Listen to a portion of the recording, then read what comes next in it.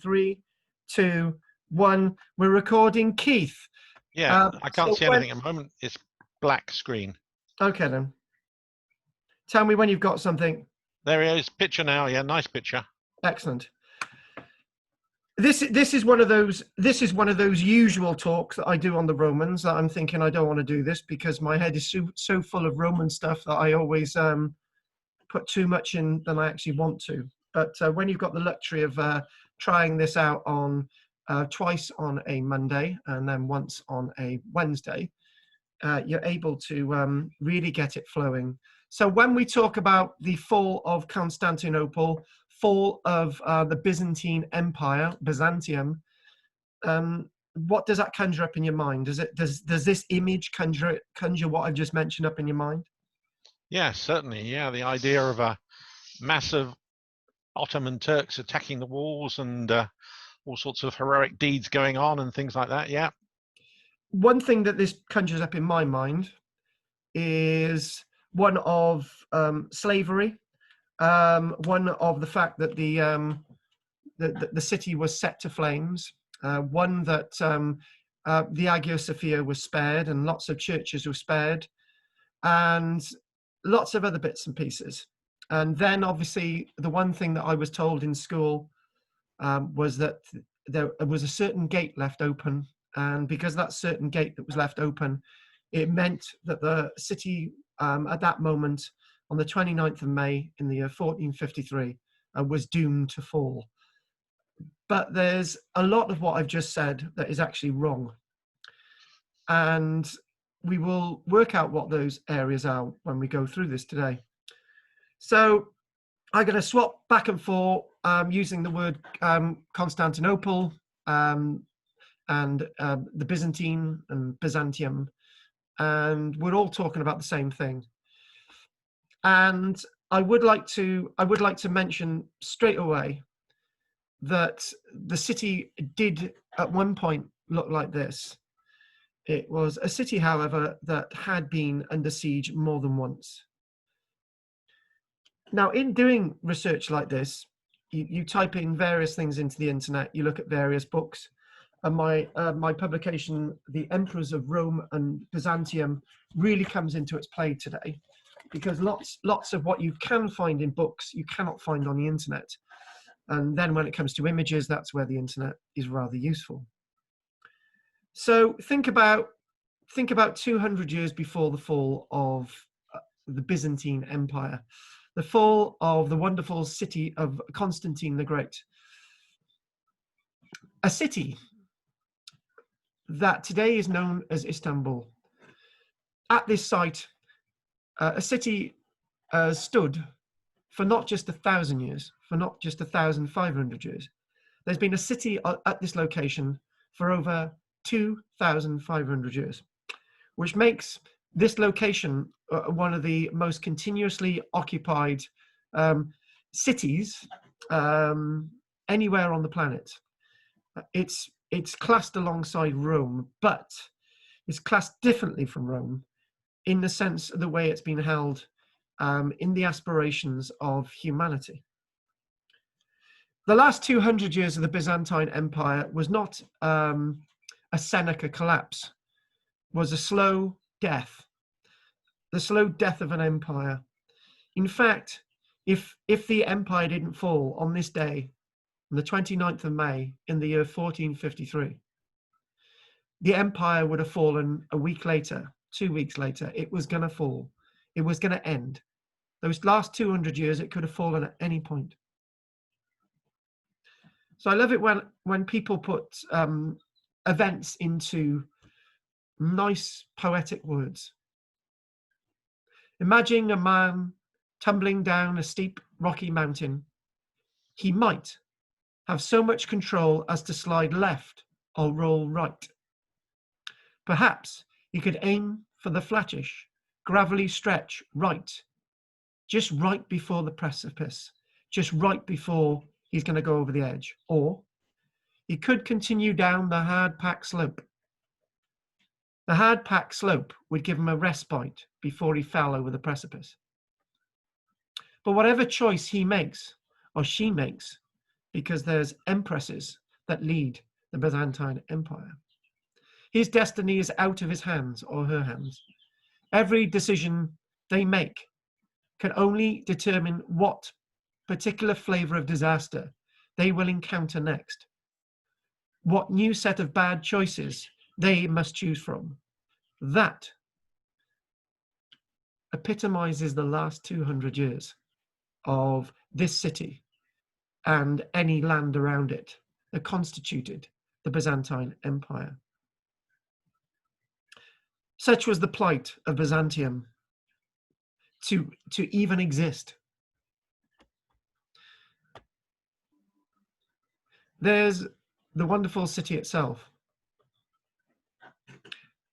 The empire lay completely in the last 200 years at the mercy of external forces. Powerful enemies encroached from every cardinal direction as one-off disasters, ravaging hordes, earthquakes, plagues, internal civil wars, many things that anyone had no control over. Even the internal civil wars came from outside, proclaimers to the Byzantine throne. Struck at the most inopportune moments. As Voltaire was saying Candide, and this has been interpreted in many different ways, all is for the best in the best possible worlds. That would always be said at the inopportune moments, and this is basically this city and what this city represented. Troops to man the city in its last hours, numbered in the few. 8,000 soldiers, not just from the Byzantine world, but from the Genoan lands, and a couple of people from Venice as well. Lots of other mercenaries, but that's mustered in 8,000 soldiers, men and a few women, to guard these extensive walls from an army that's estimated to be between 80 and 120,000 strong, with over 100 ships.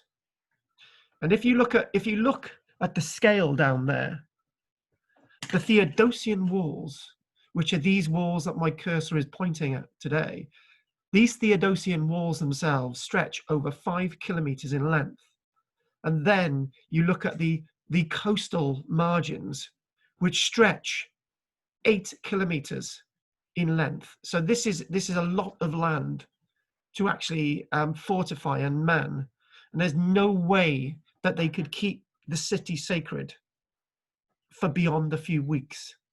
The siege lasted 50 days, and eventually Mehmed II's army broke in, Mehmed the Conqueror. There were 3 sets of walls in the heart of the Byzantine Empire, 3 sets of walls within the city itself. The Theodosian Walls, named after one of the last unifying emperors of both empires, Theodosius II, in around 420 AD. And then around where you see my cursor moving, there was the walls of Constantine and the Byzantine walls to the heart of the city, and the seaward walls. All of these walls needed a power to keep them safe against the encroaching enemy. While internal divisions made a united front impossible, whatever way the emperor took, it was a decision that would lead to disaster. The empire staggered from one crisis to another as its position steadily corroded and eroded away. Its destiny was truly out of its own hands. The fall of Byzantium seemed imminent. And it was not at the hands of Mehmed II that sowed the seeds for eventual disaster. It was at the hands of those damnable crusaders, those crusaders themselves that would sack the city of Constantinople in the year 1204. I've got my little annotation bar that, as you know, I do love very dearly. And by looking at this plan, as we start to develop the fall of the very end days of this empire, there's something rather interesting. That was an iron chain that was stretched from Pera to the city itself. Now, Pera was actually a colony of the Venetians, who were actually at peace with Mehmed and his army in that very year of 1453. The Venetians chose not to assist the Byzantines.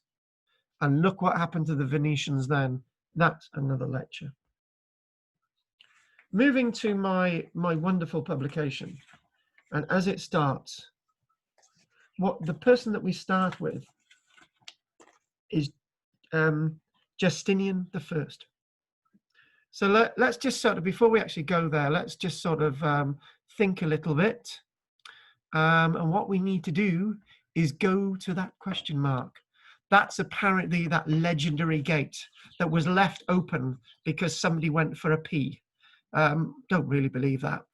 But then even with the armies of Mehmed getting into the city, they would have still had to have faced a set of walls running over here. And they would have still had to fight against the remaining armies of the last Byzantine Emperor Constantine XI. However, at that point, when they had breached and gained access to the city, even before that gate fell, there was very little resistance to put up against the hordes of Mehmed II. This is not just a war. This is, I should start those words again. This is not a war of religions. This is a war of one old Roman Empire and a new Roman Empire. And what are we talking about? Let's just move on a minute. We'll come to that point soon. And I've mentioned it many times before. This is the Hagia Sophia. And this is that very point.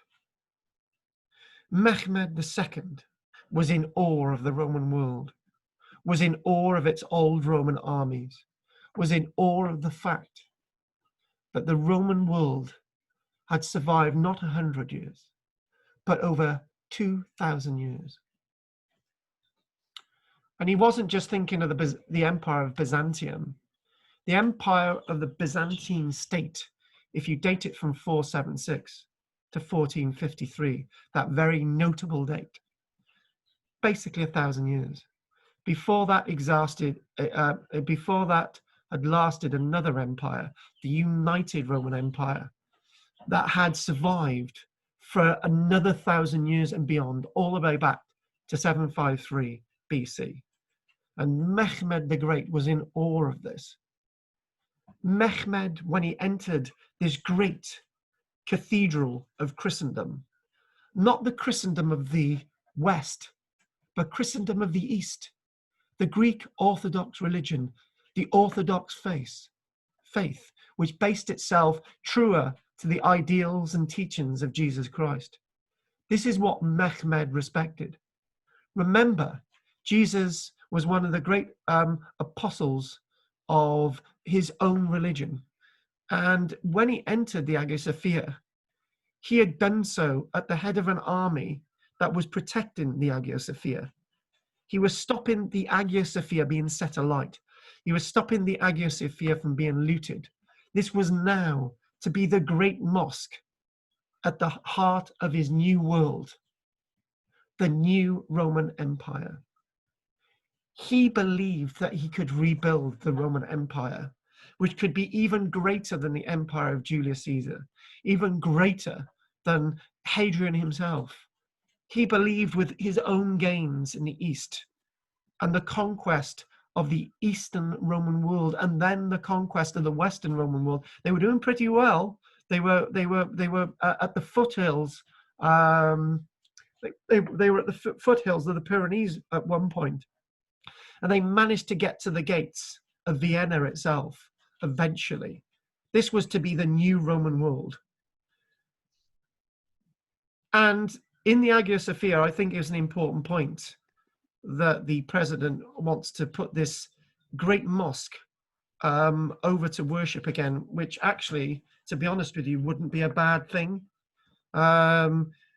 Because as it's being used as a museum, it's slowly deteriorating and it's slowly being damaged by those tourists, and it'll probably be used by less people, causing less moisture and condensation. So I would be for it being used as a mosque, and I'm sure they'd let visitors look around it as well. The only major changes with this mosque, Allah is great, Allah Akbar, and some of the other symbolisms that they've erected in there, but they didn't actually change the Christian saints looking down at the high altar. They didn't change all of what you see in front of you. This is more or less what it looked like in the past. Obviously, a little bit more color because it's faded over time. But there's been no major changes, and this is to the credit of Mehmed II. Mehmed II believed, this is going to come as a surprise, he believed in peace. Like Sahaddin, the sense of other religions was to be respected. And it was actually the Byzantines that declared war on the Islamic world, not the other way around, which is a very important fact. It was the Byzantines that laid to their own fate. Constantine the 11th was obviously, he decided not to go on the left-hand slope or the right-hand slope. He decided to go straight over the edge, and he dived into the precipice, which faltered and ended the Byzantine Empire forever. It did survive a little bit in Greece, but we're not going to go there. So Justinian I was the great leader who was responsible for the commissioning of the construction of this great Christian place of worship, this great cathedral. All that's been added is those 4 minarets. 1, 2, 3, 4. Other than that, other than a few obviously rudimental changes, this is what it would have looked like in 1453. And it's the irony of history that the Hagia Sophia was deliberately set alight and had been damaged by fire in the time of the Christians, not in the time of the Muslims, which is a rather important point. So Justinian I is the one responsible for the commission of building this site. Justinian becomes an emperor in the year 527. He dies in the year 565, and he reigns for just over 38 years. And the interesting thing is this. If you want to compare the Western world with the Eastern world, let's have a little look at the fates of the emperors. Anastasius I, natural causes. Justin I, natural causes, deaths. Justinian I, natural causes, death. Justin, natural causes. Tiberius, Constantine, natural causes. Before you even get to the chronology of Western Roman emperors, there's already been a couple bumped off. 2 were executed, but then you go through a load of causes of death, natural causes, natural causes, natural causes, 1 assassination, natural causes. Deposed, you've got a few people being deposed, but what you do see is most of these all the way down the list, natural causes, 1 killed in battle, a couple of assassinations, 1 murdered. But if you compare this, natural cause, natural, assassination, natural, you can never, most of the Roman emperors in the West were assassinated, murdered by the mob or something else. But if you compare this with the Eastern Roman world, the Eastern Roman world is relatively secure in the sense of what's going to happen to you. So in the Western Roman world, the fate is probably going to be that you're going to be garroted or murdered.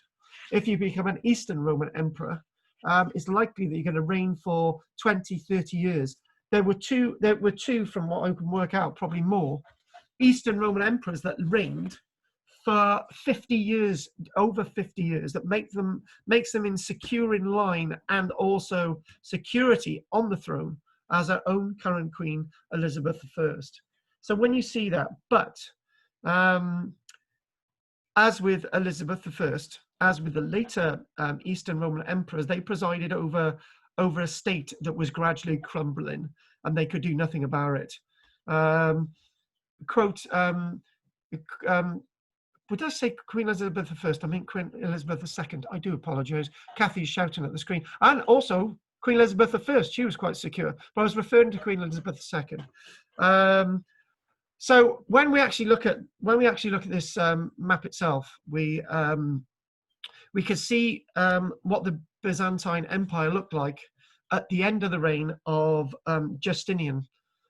Justinian as well, he was an unusual emperor in that he was very successful in building, getting the money together and the workforce together to build something like the Hagia Sophia and other great work projects.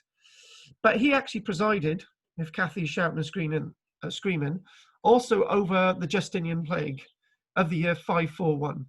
So even though the empire was facing absolute ruin and disaster, they were still able to do these great things. They were still able to lead the armies into Italy and to conquer Italy.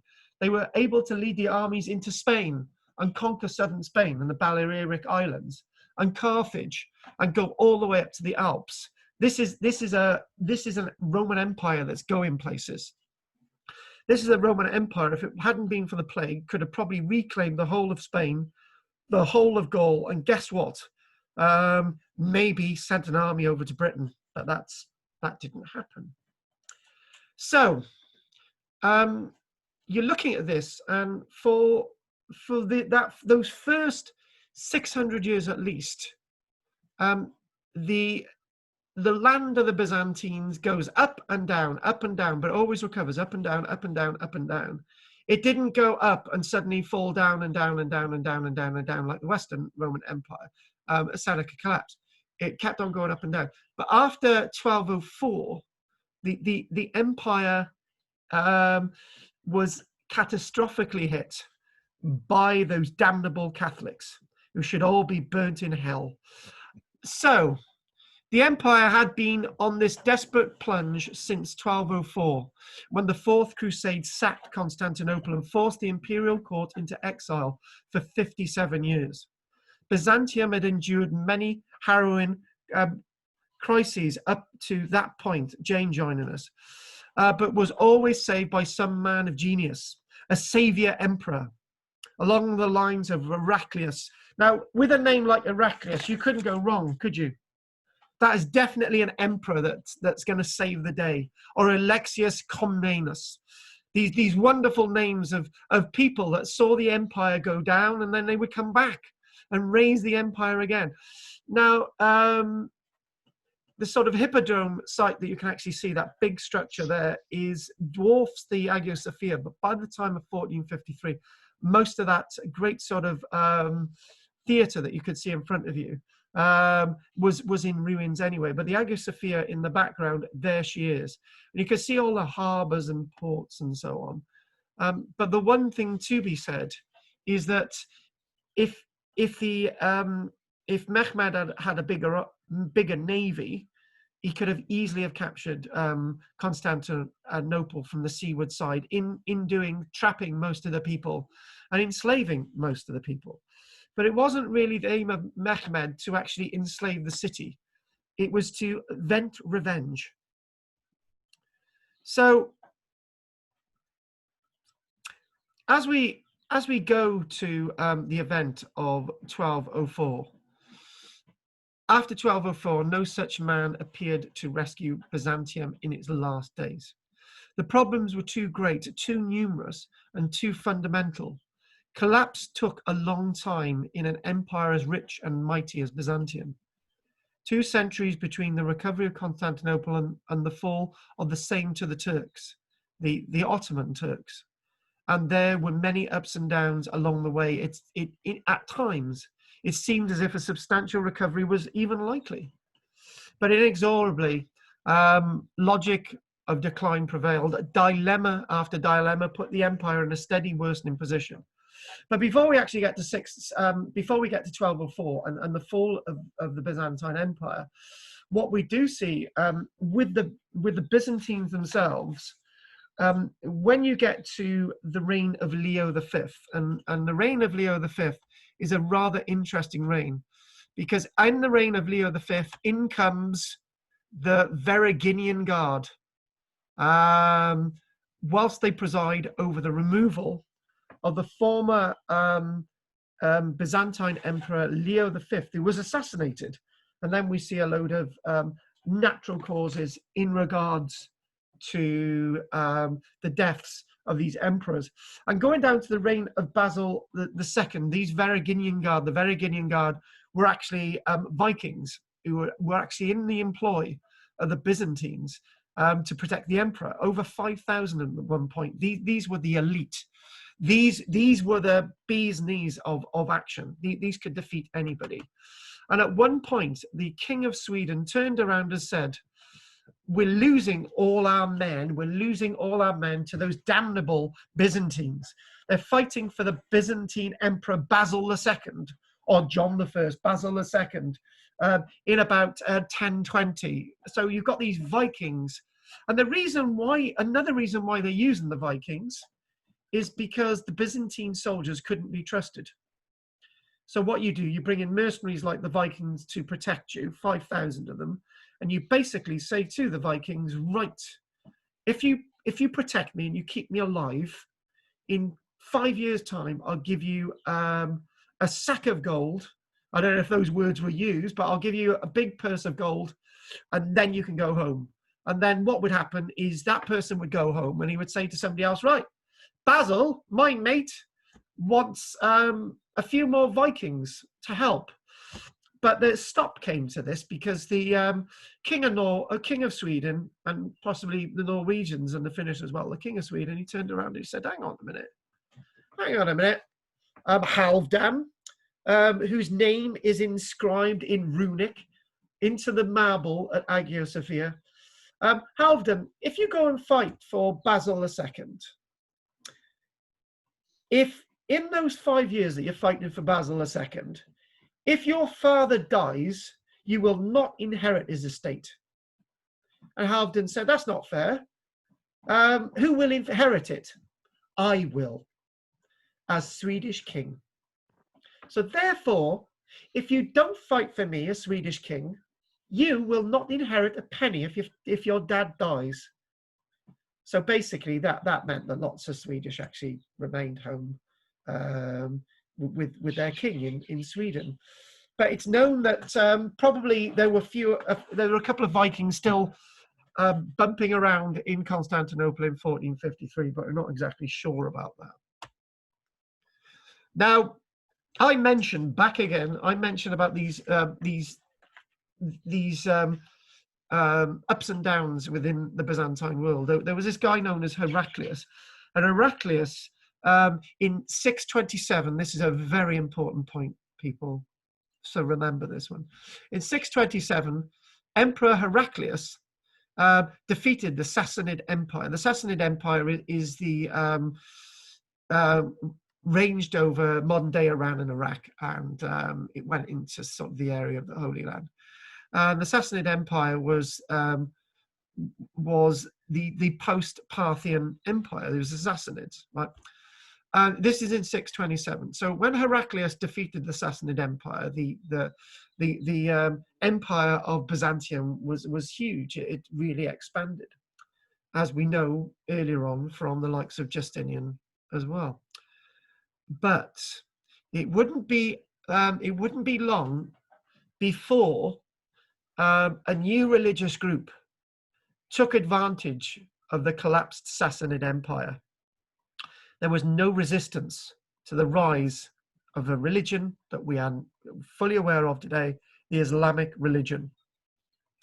And if Heraclius hadn't have defeated the Sassanid Empire, we may never have seen a rise in the Islamic faith. And also, there would never have been a siege of Constantinople in 1453 because they would not have been strong enough to take on the Byzantine Empire. So what's the saying, Keith? Where there's a positive, there's a negative. Where there's a yin, there's a yang. And the point is, this was the creation. If you overextend yourself, you're going to bring back vengeance. And the vengeance was in the form of somebody who wished to supplant the Byzantine world, the Eastern Roman world, with a new Roman world. So if you ever see any of these, documentaries about Mussolini, as some of you know, I've got a lot of respect for Mussolini. You can now shout at the screen and say, when Mussolini claims that he was founding the new Roman Empire, he is wrong, because Mehmed already had 400 years earlier. Interesting point there. So when you're thinking, when you're looking at the map, there's where Istanbul is. So you've got the Black Sea, you've got the Bosphorus, you've got the Sea of Marmara, and then you go through the Straits, and then you go into the Aegean. And if anyone knows anything about Istanbul, and I'm sure if Chris was with us today, and I know Jane, because she's got loads of money, she'll be aware of the Golden Horn. This is the area of the Golden Horn, and this is Istanbul. One thing I will say is that, which I didn't point out on the map earlier on, this area of the city of Istanbul, by about 1450, was basically deserted. The population of Istanbul was probably just over 50,000 people. Around 10 to 15,000 escaped after the siege, and we're told that 30,000 were placed into slavery. But those figures I do doubt, for reasons that I may talk about. I'm not sure. So we're thinking about we're thinking about the good times, and then we're thinking about the bad times. We're thinking about 1204, and I've actually researched this. I actually thought that this was not Constantine, a representation of Constantine the 11th, who was the last emperor of the Byzantine Empire. But I've looked at another sketch, and I actually think that this is Constantine the 11th.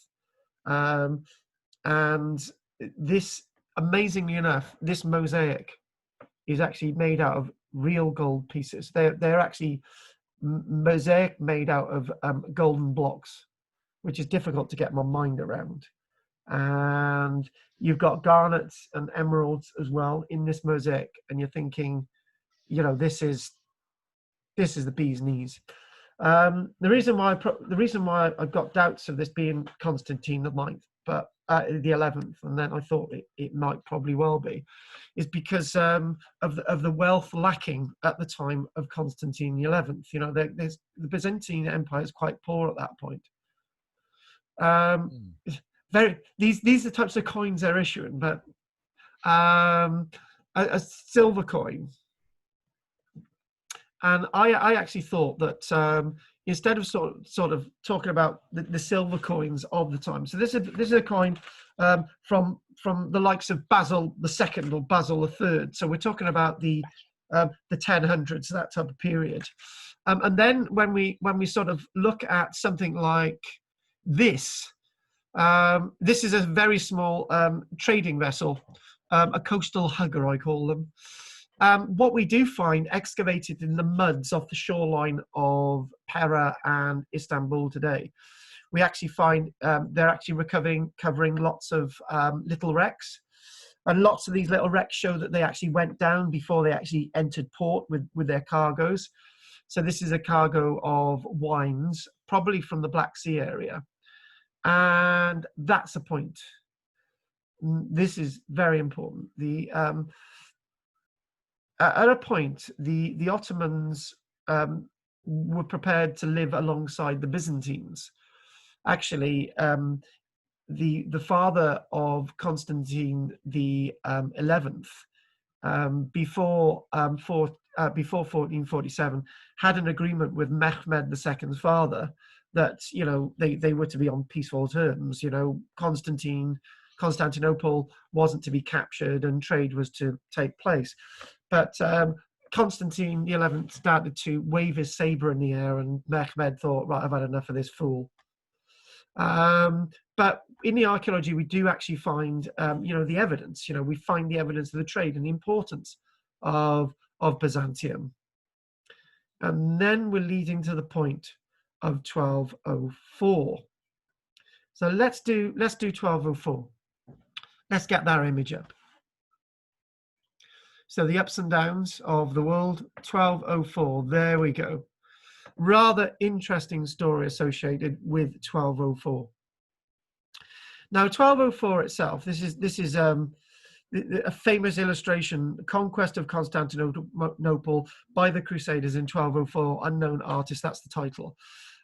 So this Constantinople was captured by an army of the Fourth Crusade.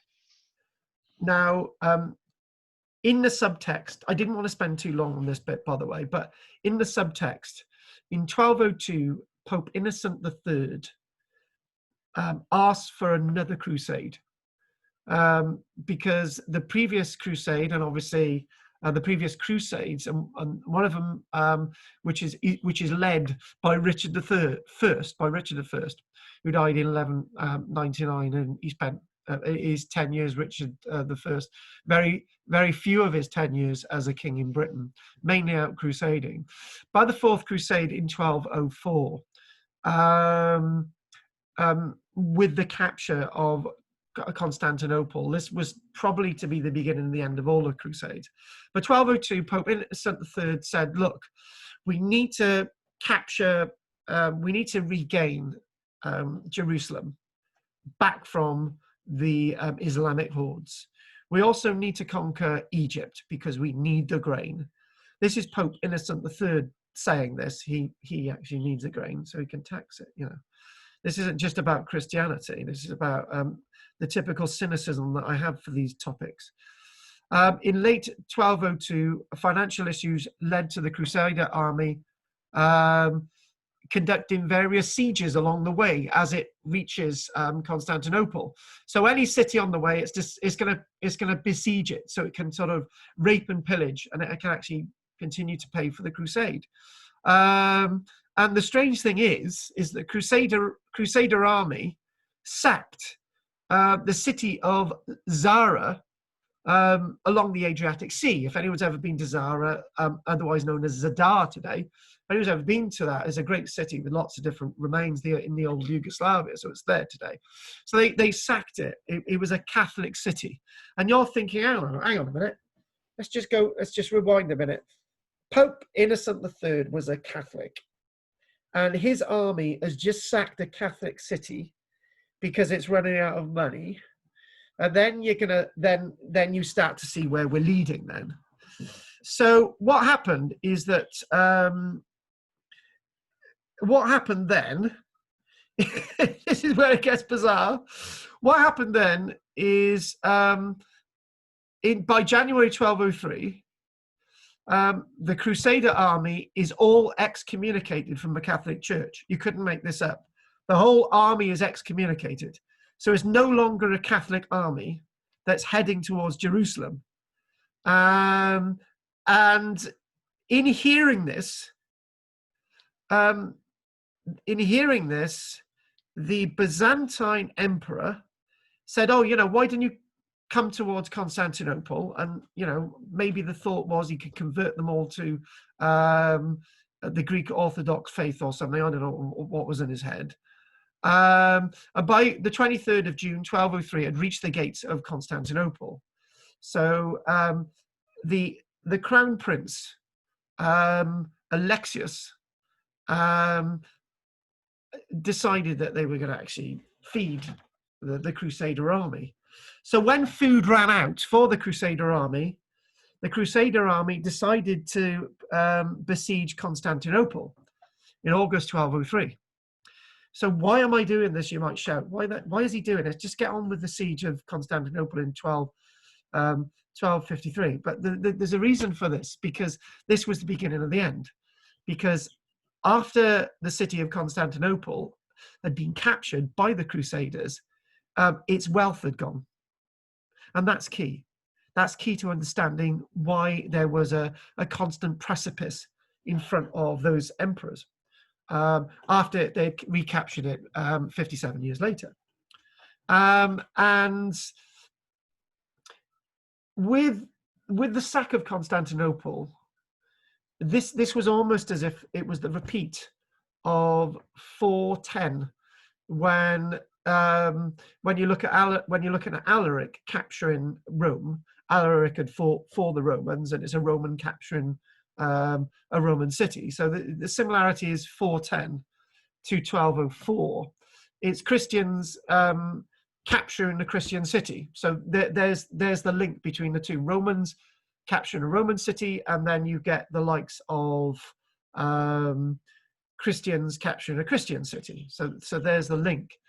And the other link is that this ripped out the heart of what the Byzantine Empire stood for.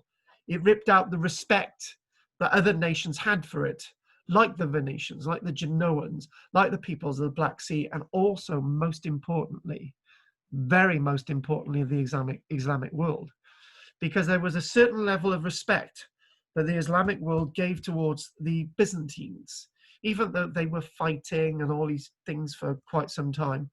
They were actually in a constant state of war with the Islamic. When I say constant state of war, it's going back and forth between 1265 until 1453, with various treaties along the way being renewed and broken. But if you look at Saladin towards the mid 1100s, when Saladin actually captured Jerusalem, Saladin said to his soldiers, respect the Greek Orthodox Church, respect the Jewish religion, but don't respect those evil Roman Catholics. Don't respect those Christians from the West.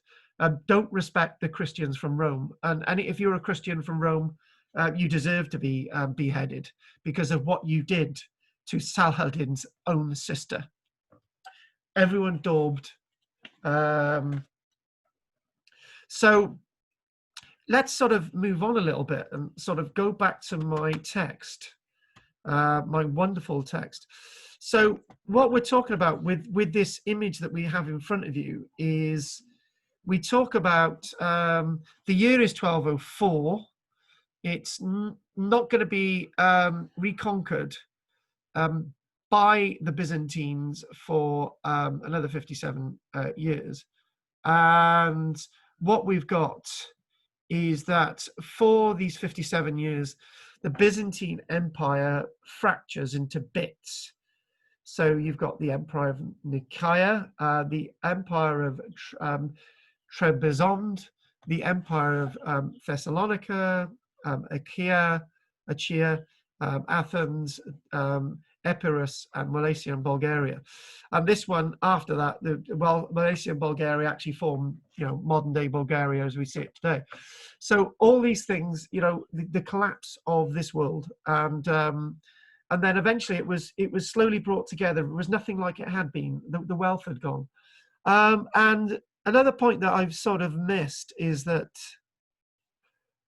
when you think of Rome and when you think of Constantinople, in the later days of Rome, just before the death of Constantine the Great, he took most of the treasures from Rome to Constantinople.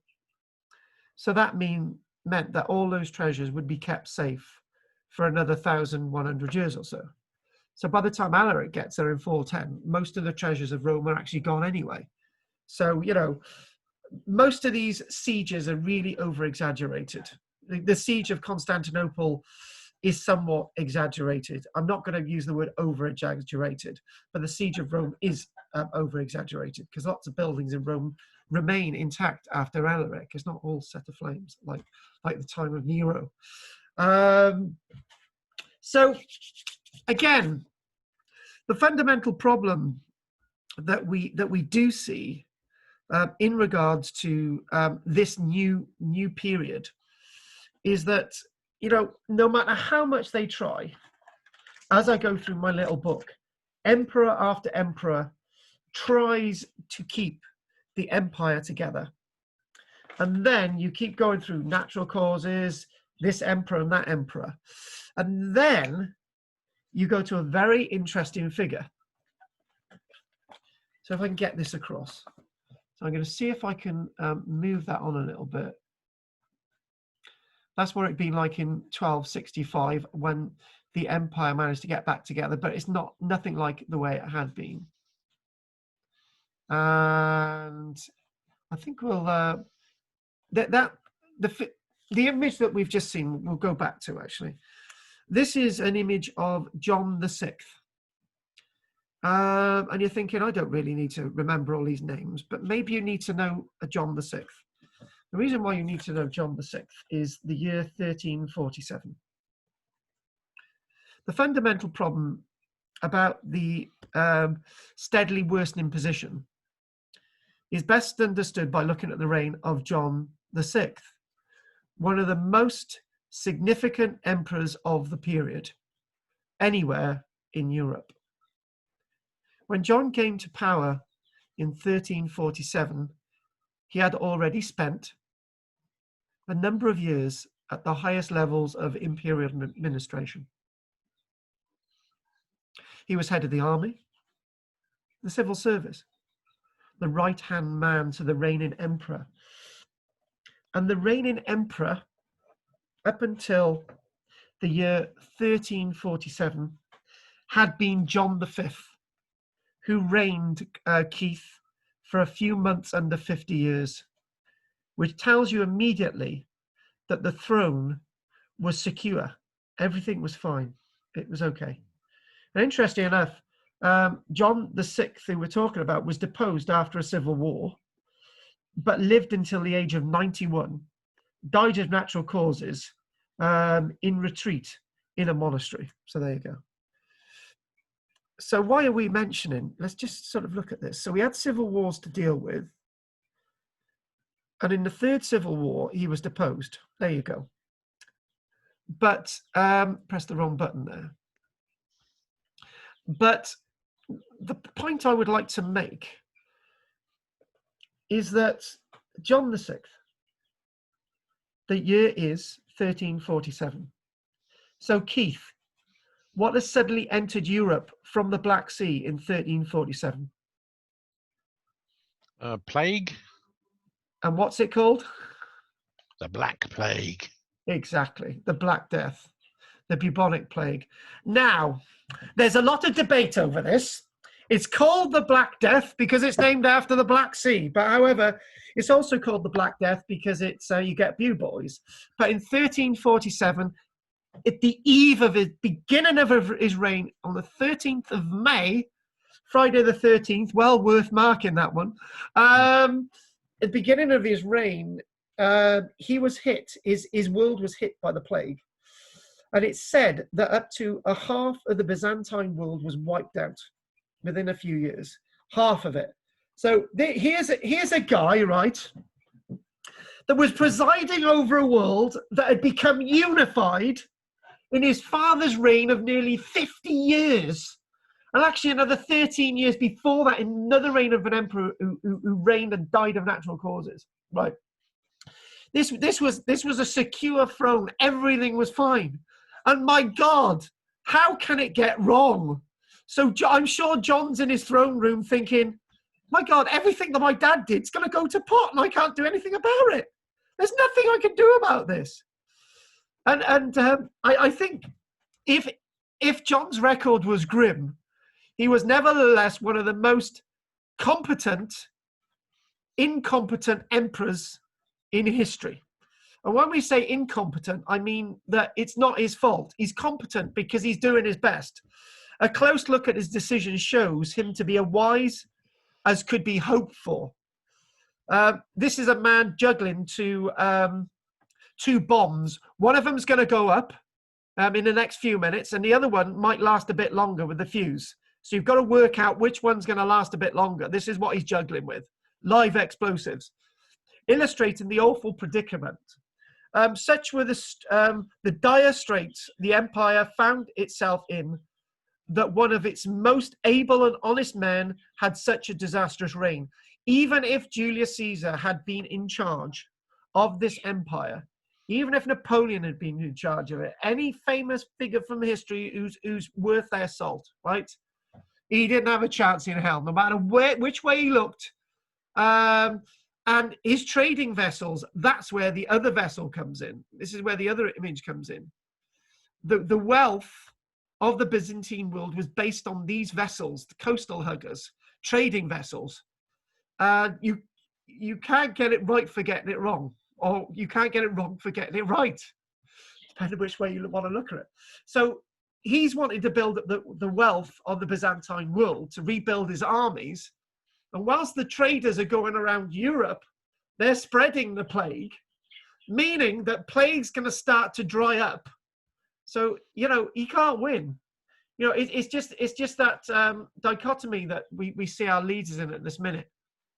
Do they open up the country and save the industry and save the country going into a mega recession and allow lots of people to die? Or do they keep the country closed, allow the country to collapse, causing people to die anyway? So it's one of those the types of decisions that John was having to make. And Yeah, you can't win either way, can you? He's making it this minute. How are you, Keith? I'm fine. Good. What did you just say? I said he couldn't win either way, could he? Whatever decision he took, really. He couldn't. And you could, and that's an important point. You want to blame the inadequacies of these emperors, but you can't because of the decisions they're making. He can't win in any which way he looks. So what we need to do now is move down a little bit, and we need to look at the big event. We need to look at the siege of Byzantium itself. And you know what? When you're doing research into these types of things, you think, well, you know, do I look at it from a historical point of view or an archaeological point of view? These are archaeology classes. So this is why I've dotted it with a couple of bits of archaeology, and we've got a little bit of archaeology at the end as well. And it's in the archaeology that we can actually hope to understand this whole thing a bit better, the whole events here. So here we go. Now, the fall of Constantinople. The fall of Constantinople occurred on May the 29th in 1453 after a siege which began on April the 5th. Actually, Mehmed's army started to arrive in at the gates of Constantinople on April the 1st. Mehmed got there on the 5th of April, 6th of April, so that's what we're talking about with the start. The background, ascending to the Ottoman throne in 1451 is Mehmed II. So he wants to make a name for himself. He began making preparations to reduce the Byzantine capital of Constantinople, though the seat of Byzantine power for over a millennium. The empire had badly eroded after the city's capture in 1204 during the Fourth Crusade, reducing now to the area by 1453 of basically what you see and a large part of the Peloponnese in Greece, and that's all that was left. The empire was led by Constantine XI, already possessing a fortress on the Asian side of the Bosphorus. They had already started building one on the European side, but this was in agreement between the old leaders. Basically, Constantine's father said to the Muslims, you can build a fortress on this side as long as we keep at peace. And that was agreed. It was a gentleman's agreement. Whether people agreed with that is another thing. And this map is actually wrong in lots of ways. And why is it wrong in lots of ways? The Muslims only possessed one of these large cannons that was around 6 meters in length. And they had a number of these smaller cannons, and that was it. But we'll go on to that in a short while. I want to move on from the image a minute and look at this sort of siege, and just moving on, hang on, to get to another image, just darting on quickly, because this is where I want to go. There's Mehmed II, and there's Constantine XI again, and this is all that was left of the Byzantine Empire in 1450. By 1453, all that was left was a dot of purple over by here. So moving back again, so that gives you an idea what we're talking about. These wonderful images. And do you know what? We're going to read out this one. Now, this shows you, this is a little letter that was written by Mehmed to the new leader's court, Constantine the 11th. And this tells you who was responsible for starting the war. And there's a name of somebody here known as Orhan. And Orhan is a Muslim sultan from Thrace. And Orhan was he felt that he could lead the Islamic world. And he had actually allied himself with the Byzantines. So this gives it context. So let's read this one out. Here we go. So here we go. Dear Consti baby, I hope your wife is okay, but I would like to tell you this. You stupid Greeks, I have had enough of your devious ways. The late Sultan was a lenient and conscientious friend to you. The present Sultan is not of the same mind. If Constantine eludes his bold and impetuous grasp, it will only be because God continues to overlook your cunning and wicked schemes. You are fools to think you can frighten us with your fantasies, and that when the ink on our recent treaty is barely dry, we are not children without strength or reason. If you think you can start something, then do so. If you want to proclaim Orhan as Sultan in Thrace, go ahead. If you want to bring the Hungarians across the Danube, let them come. If you want to recover the places which you lost long since, try it. But know this, you will make no headway in any of these things. All that you will achieve is to lose what little you still have. So you can actually tell who actually caused this war. It was not Mehmed. It was those stupid Greeks that caused the war. And it was the stupid Greeks that made the wrong decisions that led to the fall and death of thousands of people at Constantinople. That's why I'm not coming completely against the Muslims in this lecture today. And you know what? When you're doing research, you actually find some other gems, and I've got a gem to give you today. But we're going to do that after the break. But I'd like to sort of give you a few more bits and pieces. Effectively, when we actually, if we actually look at a map, did I see a map there? There we go. So what you're talking about, the Bosphorus, is quite narrow actually. And what's interesting, you're showing two of the walls, but not the Byzantine walls. Effectively, anyway, at this point, by 1451, the Muslims actually controlled the Bosphorus Strait into the Black Sea. Which basically meant that the dominance that the Byzantines once had over the Black Sea was now gone, effectively taking control. The Genoese colonies in the regions and the Venetians were very upset by this. And the only aid that the Byzantines were going to receive was the Genoans, because they thought, right, you know, they needed to side with the Byzantines because those damnable Islamists are actually controlling trade. And, you know, we are the Genoese, we are traders. And the Genoese wrote to Pope Nicholas V and said, look, I know you don't like these bloody Orthodox. I know they've got strange ways. I know they're closer to Christianity than we are, but why don't you unify the Orthodox and Roman churches, lead a crusade against the Muslims, head it all the way to Jerusalem, and once and for all, we can get rid of the Islamic threat. And Pope Nicholas V said, actually, I will send help, but I can only send the help of God, because I haven't got an army to send. And the reason why he hasn't got an army to send is because all those nations in Europe are at war with each other. You know, the French are at war with the English, and then you've got the bloody Spanish at war with somebody else, and then you've got the Germans at war with everybody. You've got the Italians at war with each other. You know, everybody's at war with everybody else. So, though no large-scale help was forthcoming, Giovanni Giustiniani, who was a Genoese captain, took an army of 700 professional soldiers to assist manning the walls of Constantinople.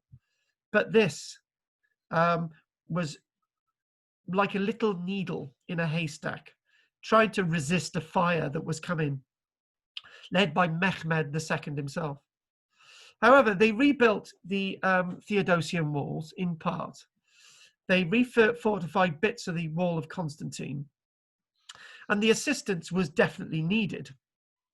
And one of the things that they did was to actually lay a chain across the mouth of the horn. So it led from sort of here over to there, a chain, which basically meant that the seaward side into the horn could not be attacked by the ships of Mehmed. It could not be attacked. But there's a little trick in store that overcome this chain. So clearing that, let's sort of see, hang on a minute, I've just got to move a minute, just sort of see that we're doing these illustrations is great. I love what we're seeing, that this is what the wall of, the Theodosian wall looked like. So, and they were a little bit re-strengthened, and there was a little bit of a Byzantine naval, Venetian and Genoese navy actually in the Gulf, but because the Venetians had sort of weren't at war with Mehmed yet, they weren't really taking part. Short on men, about 8,000 men versus 80 to 120,000, Constantine directed the bulk of his forces to defend the Theodosian Walls.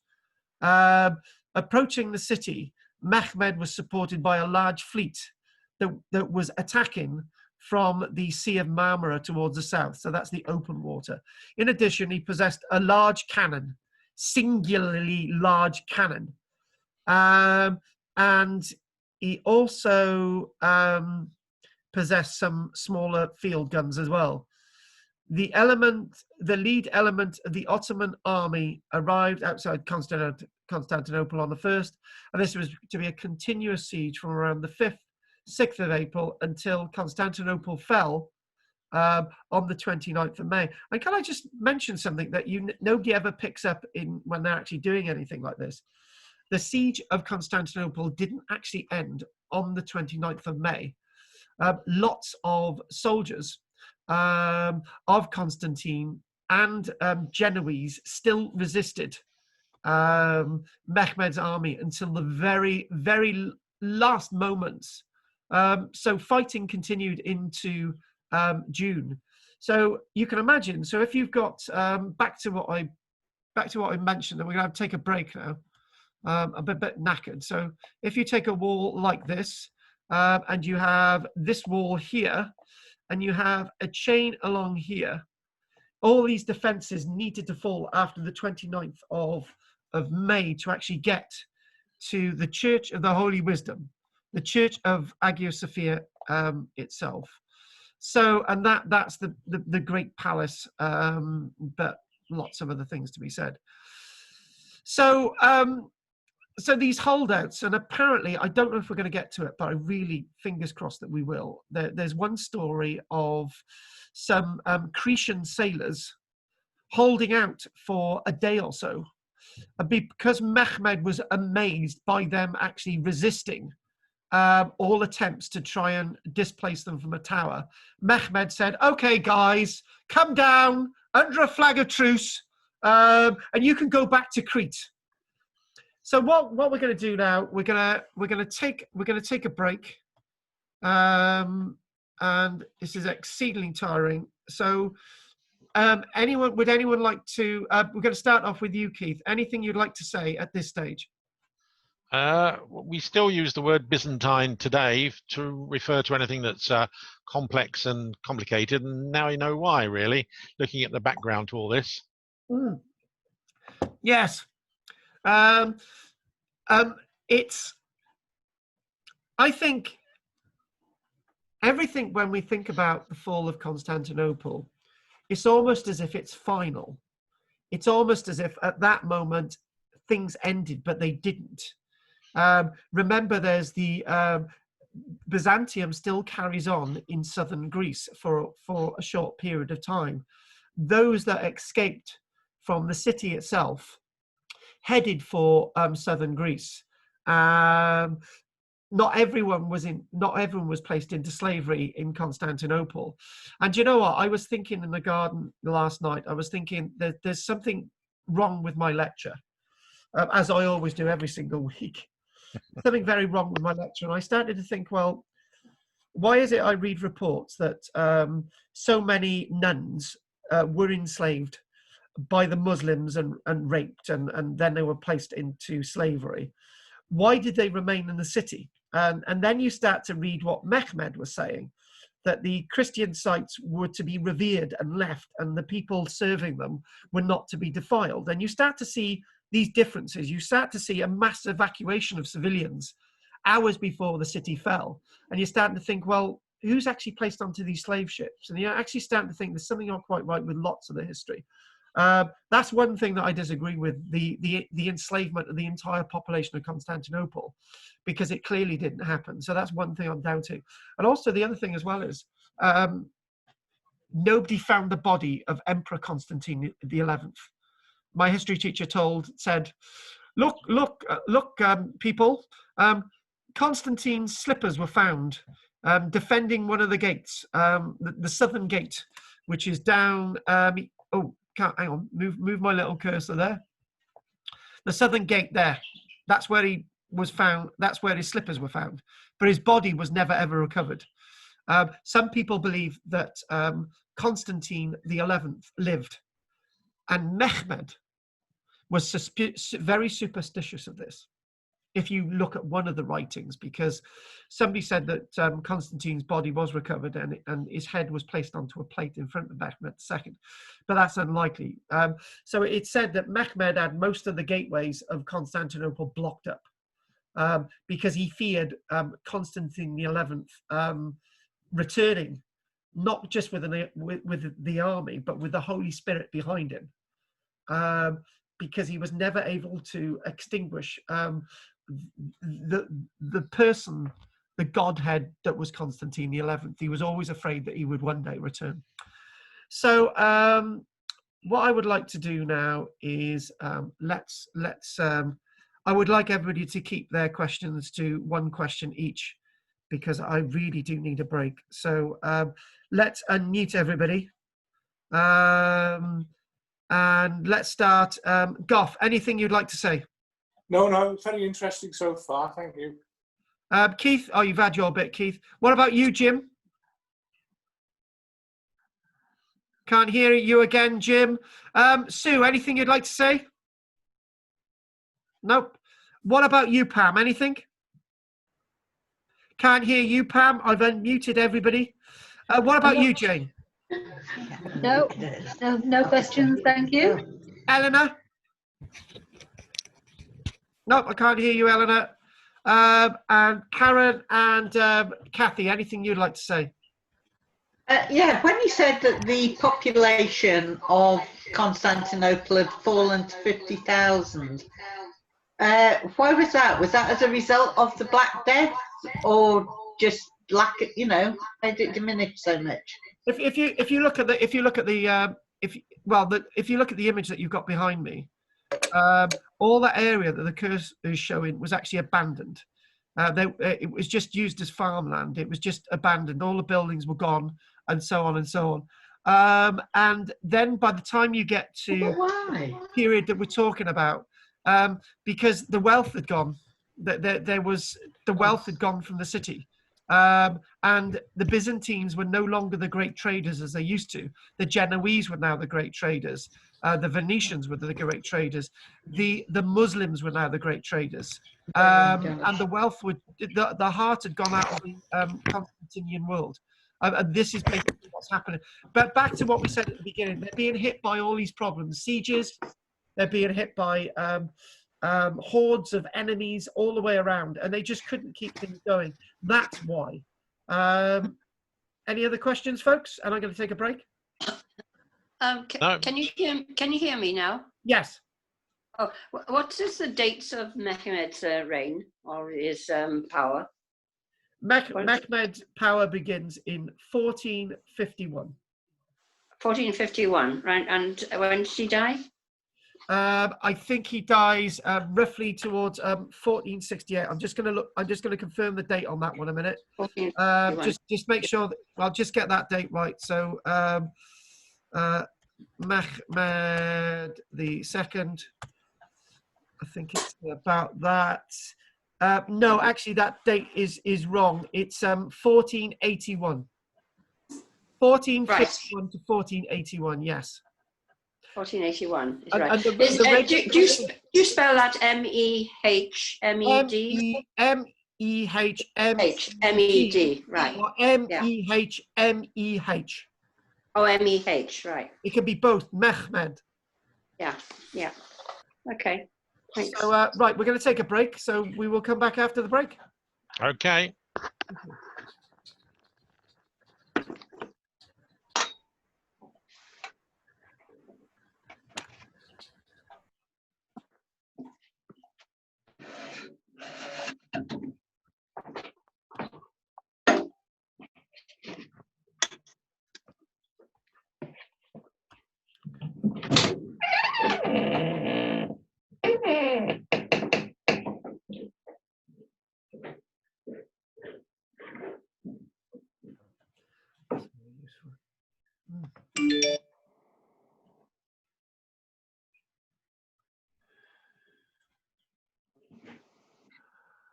Oh yes.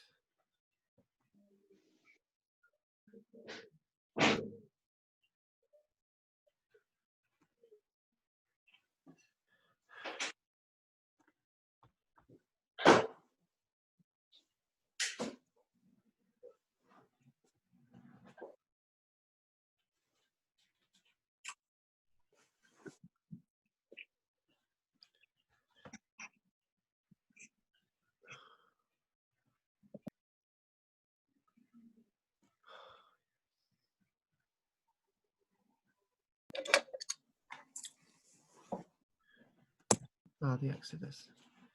Yes.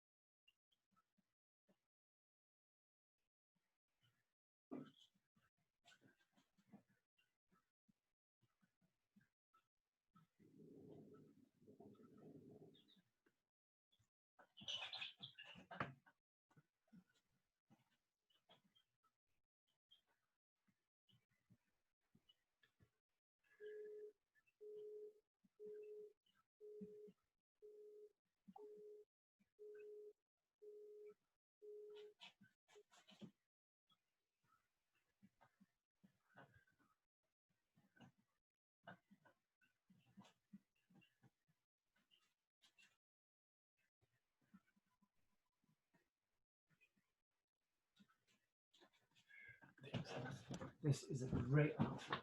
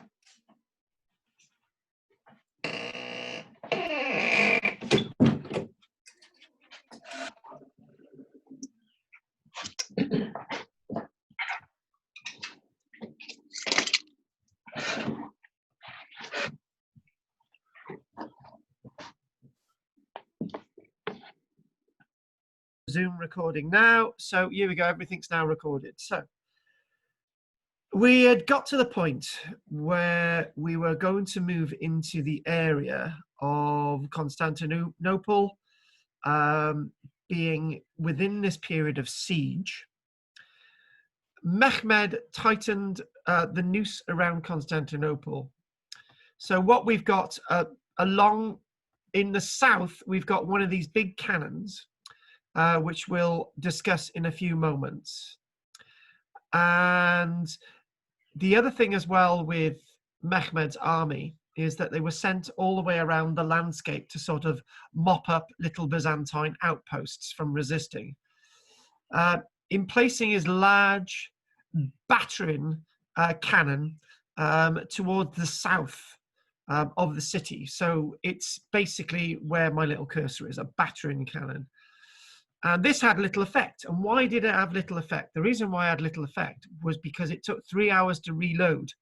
And by the time it had been fired and by the time it had been reloaded, the Byzantines were able to repair the damage caused between shots. So it was slightly ineffective. And there were other cannons set up. This is the age of growing technology and ordnance. But in the form of scaring technology, the Greeks had the upper hand in the form of Greek fire, which is what they would do under pressure.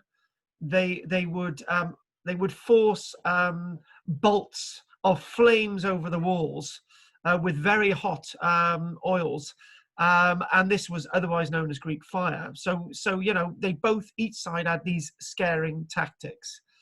The other thing as well is on the water. The head of the Islamic fleet, a certain Solomon Bozoklu, he was unable to penetrate the Great Horn due to a chain, a boom, that was from Pera all the way over to Constantinople itself. They were further embarrassed when the Constantine defenders were supplied by 4 ships that arrived at the city on April the 20th, and other supply ships arrived. So, you know, Mehmed was not able to stop the city being supplied with food, and obviously, in one or two cases, some fresh troops. One of the sets of notes I've been reading is that even though lots of ships evacuated the very vulnerable civilians and injured soldiers, lots of the soldiers from the ships, lots of the sailors were used on land to fight along the walls, keeping Mehmed soldiers out. And there's one story of loads of civilians in one vessel, and it's in the vessel when the city's captured, and it's in the vessel. They're in the vessel a few hours after the city's being overrun, and there's no sailors to man the vessel to get it out. So you get those weird little stories that I find in my notes. Desiring to get his fleet into the Golden Horn, Mehmed ordered that several ships be rolled across this stretch, which is known as Galata, on greased logs. When it says several ships, actually 70 ships over a few days, when it's referring to ships, very large boats, were rolled over land and then entered the Golden Horn above the bridge. And with this ensued a more or less complete surrounding effect in regards to the defences at Constantinople. There was a plan on the 28th of April for some of the Byzantine ships to hit the fleet of 70 vessels that Mehmed has managed to get into the Golden Horn. But unfortunately, due to a spy, they weren't able to do this. But the weird thing was that the sailors of Mehmed's navy were scared of the Byzantine ships because the Byzantine ships were too well armed, and they had Greek fire on them as well. So you go near them, they spew under pressure this Greek fire onto vessels. So they were very scared of them. So you know, all these different things were abandoned. So what I'm doing at this minute, I'm actually going through the overview still before I actually get to my notes. So what we're talking about is this great siege of the walls. And what you see a lower row, you see a middle row, and you see an upper row. These are the great Theodosian walls that run for over 5 kilometers along the landward side. Now, this here is a rather interesting gate. As I said, this is the gate that was meant to be breached. So I'm going to get these notes that I've got in front of me out of the way, and then we're going to go to my other source. As initial assaults against the Theodosian walls had repeatedly failed along here. There we go. Where's my cursor? Get my cursor up on the screen. Along this length, you can see my cursor there. And if I can get my little annotation bar up, that's going to help me as well. So there we go. Move this over. Right, there you go. And so as this area towards the south, these areas are constantly being beaten. The armies within are holding back, but remember the odds. There are 80 to 120,000 of Mehmed soldiers outside the walls, and there are only 8,000 defenders. And also what they start to do, they start to hit these vulnerable walls as well, and eventually getting into here. But they've still got these defenses to get past, and they've still got the internal defenses to get through as well, as shown on this map. So there'd be a long way to go when they enter the city. But if there's no soldiers left defending, then they're going to have an easier time of it. So a rather interesting thing is as follows. There were some Christians fighting on the side of Mehmed, and there were a number of Muslims fighting on the side of Constantine. So this was not this. You can see the subtext. This is a battle against them and us, not necessarily religions. Some of you would disagree, but not necessarily religions, because there were Muslims on the Christian side and there were Christians on the Muslim side. As initial assaults failed, Mehmed orders his men to dig tunnels to mine beneath the Byzantine defences. These attempts were led by Zaganos Pasha, who was from Serbia.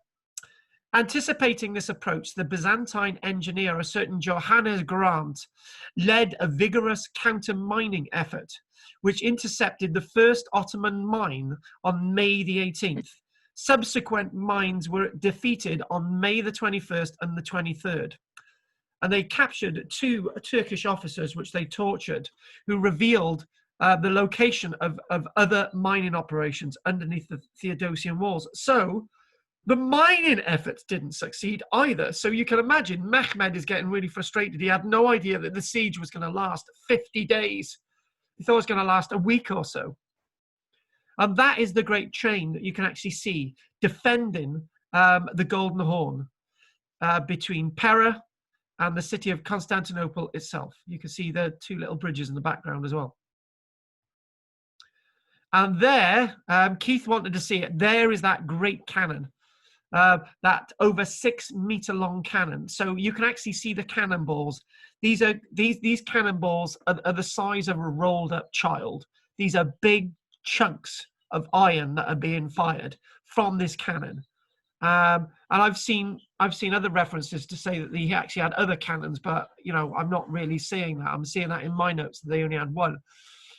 And you can imagine how long it would have taken to have actually reloaded this, and then firing it, and they're able to sort of patch up the walls, the Byzantine defenders. And I love scenes like this because it really paints what I've got in my imagination. You know, a great sort of enemy on trying to attack beyond one set of walls and scaling with ladders and another set of walls, and the sort of great regal flags of the Byzantine Empire flying from these great towers. So you see all that, and you see the Byzantine defenders.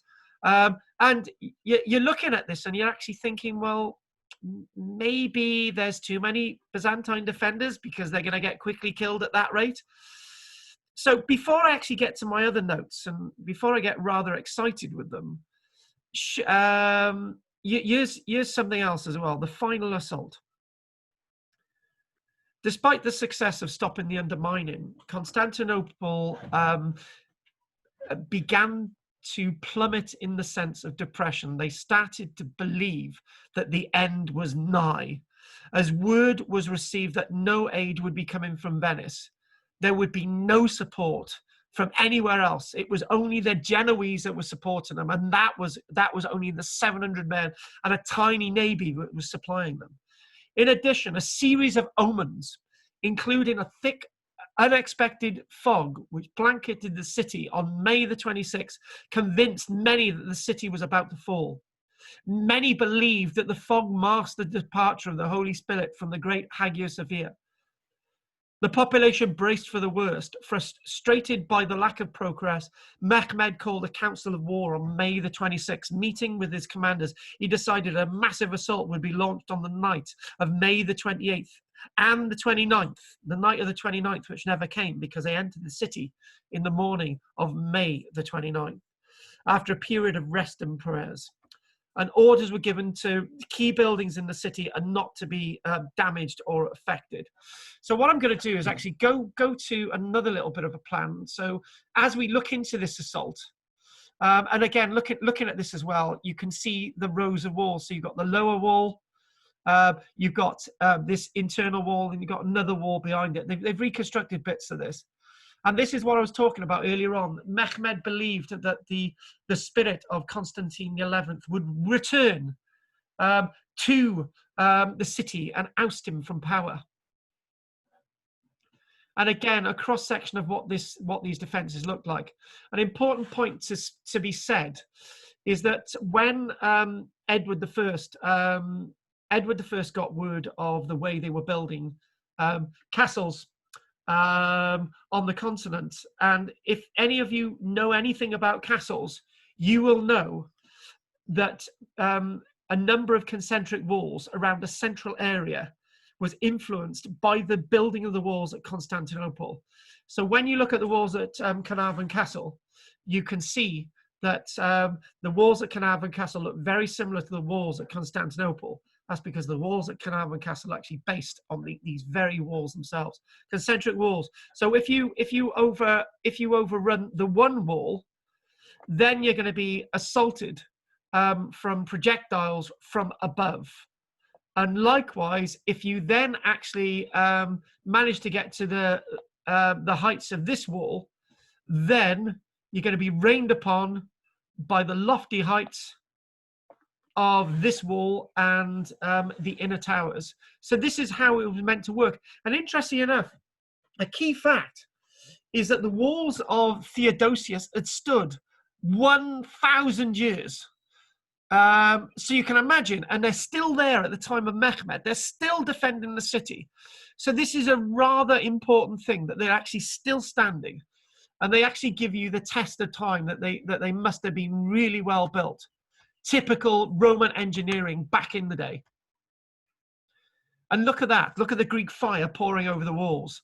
But equally, there's a lot going on here. And when we think about what's going on, you know, if I had a time machine, I'd like to go back in a time machine and look at hours before the city's captured to get a real impression about what's going on. Because we've got these beautiful illustrations, and how accurate are these illustrations? But there's one clear thing at this point, that the walls by May the 28th would be very, very badly damaged. So what we're going to do next, we're going to look at the gate known as the Caporta Gate, something that I remember from history. Shortly before midnight on May the 28th, Mehmed sent his auxiliaries forward. And he sent his auxiliaries forward to particularly attack this southern section. This is where they're attacking. Now this is key to what's going on. So they're attacking the southern section. And the reason why they're attacking before midnight is so that I don't know, but Mehmed must have been aware that the army led by Constantine was actually in this lower section. And if he could keep Constantine under his thumb, and his men kept fighting, it means that any other attack along this wall at night, at midnight, isn't going to be relieved. So it's meant to tire Constantine. Constantine at this point is going to be knackered. There's one important point which I failed to mention. Just before the attack, just before midnight on May the 28th, Constantine is actually praying in the Church of St. Sophia. It was the last Christian service to ever take place in the Church of Sophia. So that's a really important point. So what then we now get is there's extensive assaults on these walls. They're starting to come in, and this is where the breach is actually occurring. So these men succeeded in breaking through, but were quickly counterattacked and driven back. And they were counterattacked and driven back by the Italian captain known as Giovanni Giustiniani.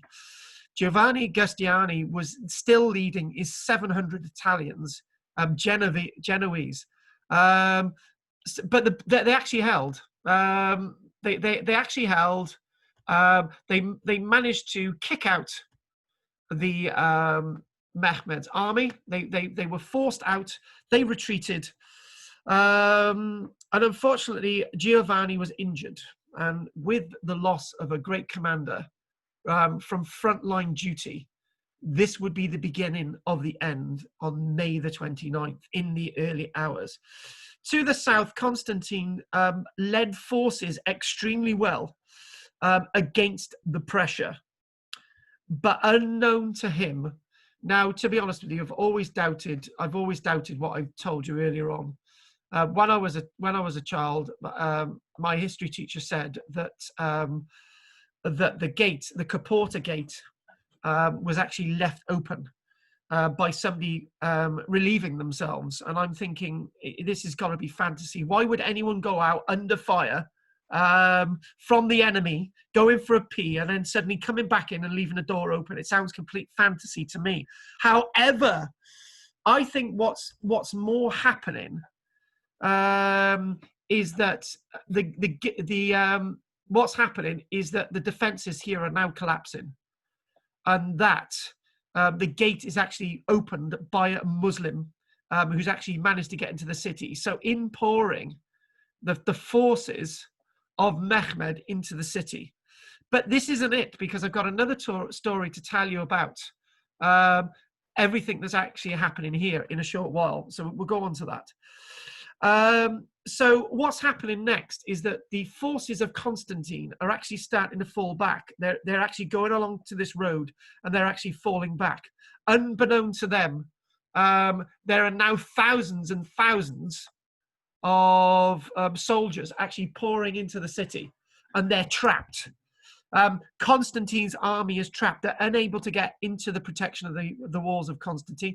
They're unable. The walls of Constantine are not named after this current emperor. It's actually named after Constantine the Great back in 337. So now we've got a calamity, and with the enemy surging through the gate and unable to hold the walls, Constantine was forced back to the heart of the city, and lots of soldiers actually went into the harbours. They actually headed into the harbours for evacuation. And you can imagine that at this point, anyone coming to help anybody in the centre of the city and to man those walls is going to be far too little, far late.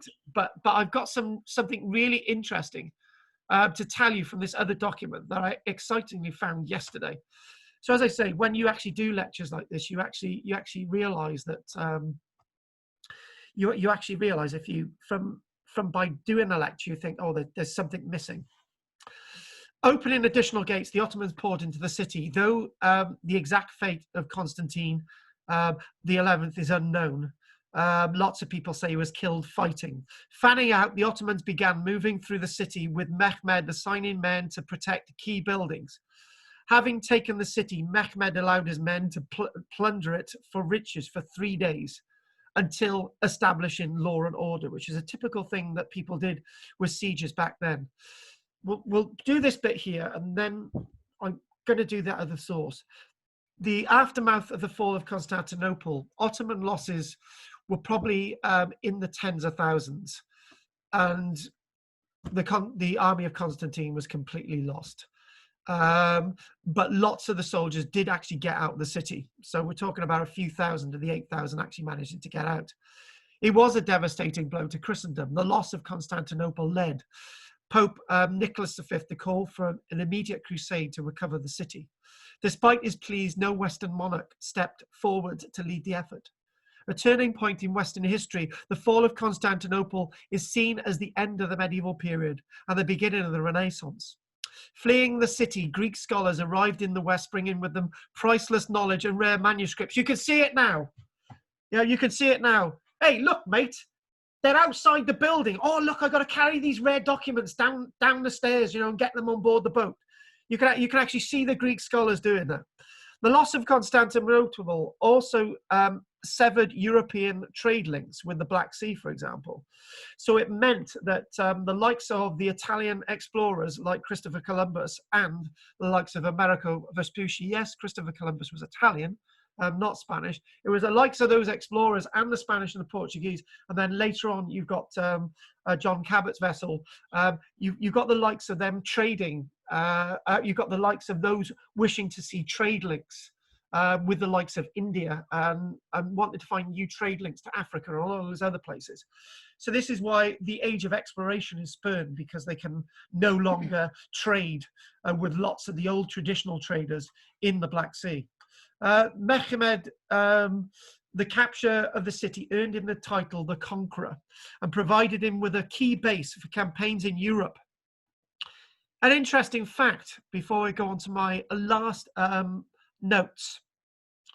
The Ottoman Empire held the city until its collapse after World War I, and when the city moved to Ankara. So I'd like to make this statement. The Roman Empire survived from 753 BC until 1919 because this new world that Mehmed II had captured was to his heart classed as the new Roman Empire. So it was amazing that an empire with breaks in religion lasted for over 2,500 years, and not many empires on the planet have lasted that long, with just a change of name. So what I'm going to do now, I'm going to go on to this last interesting set of notes, which I felt was actually fascinating. Just like to sort of look at some of these these wonderful images. There's Mehmed, and look at that there, and Constantine, Hagia Sophia, and I'm looking at these quickly, and these are the remains of these walls, these great walls that we can actually see. And there's Mehmed entering the city. So what I'm going to do now, I'm going to go back over my images. I wanted to flick Mehmed again. One of the gates that is entered, one of the original gates, that's sort of a cartoony scene, Constantine 11th heading towards Mehmed as he enters the city. And you can see the three walls here. So I'm going to actually do the last bit of the story with this as a little bit of a backdrop, so you understand where we are. So this is entitled The Exodus. The final operation of the Christian fleet was its successful escape from the harbour. After the Ottoman forces had broken through the barricades and stockades, there were no engagements. The ships managed to flee unharmed, with one notable exception, and brought the refugees to the west, precisely because the Turkish crews were too eager to join their comrades in the plunder of the city and were unwilling to skirmish with the departing ships. So in other words, what we're really talking about there is that there wasn't this mass enslavement of the people. Lots of the people actually left. You know, in most sources they actually say that the Christians were enslaved, and terrible things happened. And I'm just going to there's something's gone wrong with my notes a minute. So if you can bear with me, hang on. I pressed the wrong button. Hang on a minute. If I move back up again. Apologies for this. I can multitask, but I want to get this right. I pressed the wrong button on my computer, and I just lost my notes a second. So I'm just going to get them up. We won't be long. And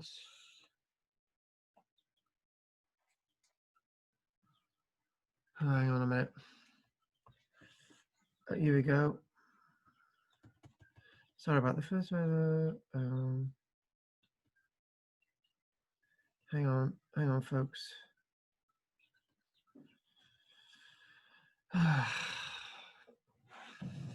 What a terrible thing to happen now. As I'm in the flow. So how's your day been today, Jane? Okay, thank you. I've done a nice lesson with my grandson. Did you walk the dogs this morning? No, we walk them later in the day. Okay. This is so frustrating. I'm just trying to find this a minute. Bear with me. Have some patience. Just pretend I've gone out the room or something. That's the problem with technology, Jane. I know. Tell me about it. You could press the wrong button and you've lost everything, which I've just done. So I'm just going to find this a minute.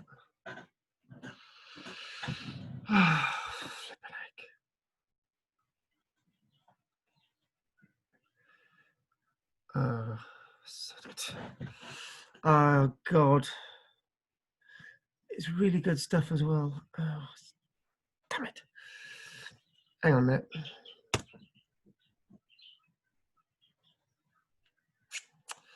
Right, okay. See if I can do that.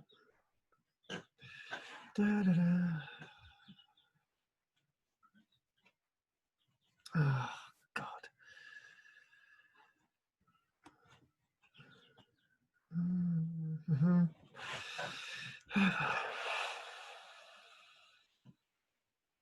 Got it.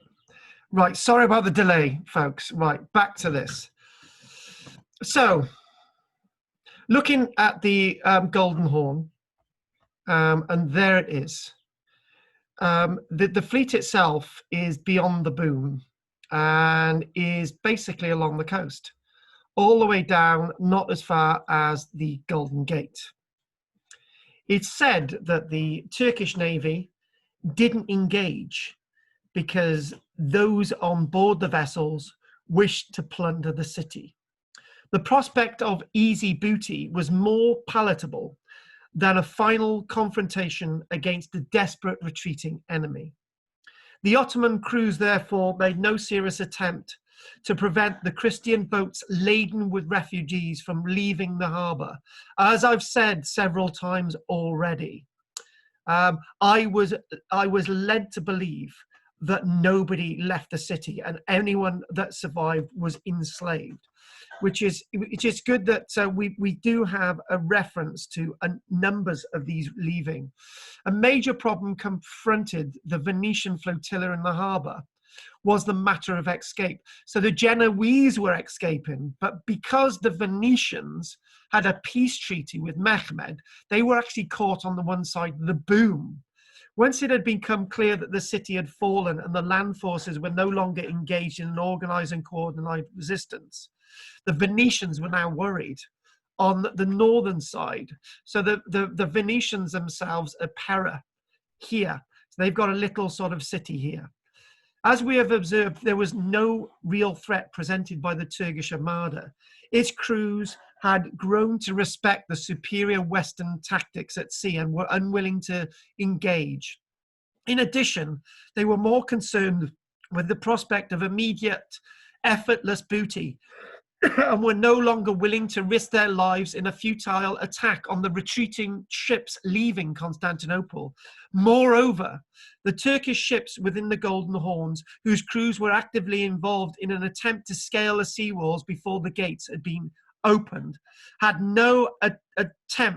made no attempt to attack any of these vessels. So, you know, as we start to go on here, it's the vessels were just allowed to sail away.